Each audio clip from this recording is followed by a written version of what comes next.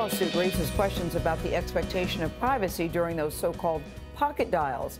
James Stevens, an employee with the state of Georgia, and his wife were at home one night complaining about his boss, but the boss overheard them. Oh no, because Stevens had accidentally butt dialed him. Stevens says the next day he was given a choice: resign or be fired, so he resigned.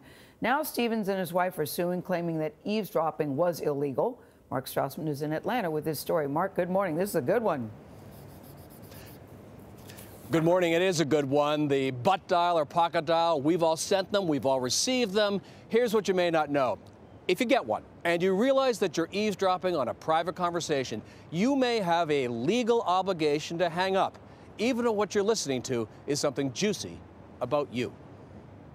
He had a tendency to call me after hours quite a bit. James Stevens' boss, Michael Cohen, called him at home late one night. When the call ended, Gina Stevens had something to say. Not the first time it had happened, and so I was a little irritated that we had had that intrusion. You resented it? Yes, sir.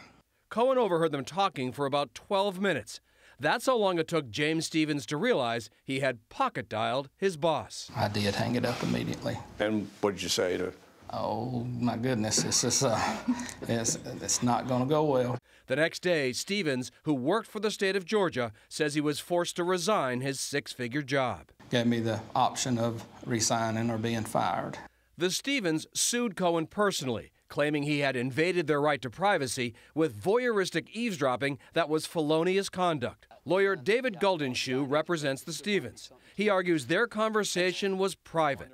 Cohen knew it, and he was legally obligated to hang up. You may not use an electronic device to listen into a conversation you know to be a private conversation. Cohen filed a motion to dismiss the suit, arguing in his official capacity as a state supervisor, he was listening to the pocket dial call of a subordinate employee and deserves immunity.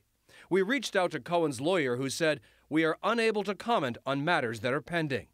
Ricky Kleeman is a CBS News legal analyst. What we find here is someone who really believed he had a reasonable expectation of privacy and having a very, very confidential conversation with his wife, and that yet it may not be private at all. In 2015, the Sixth Circuit U.S. Court of Appeals ruled on a similar case in Kentucky.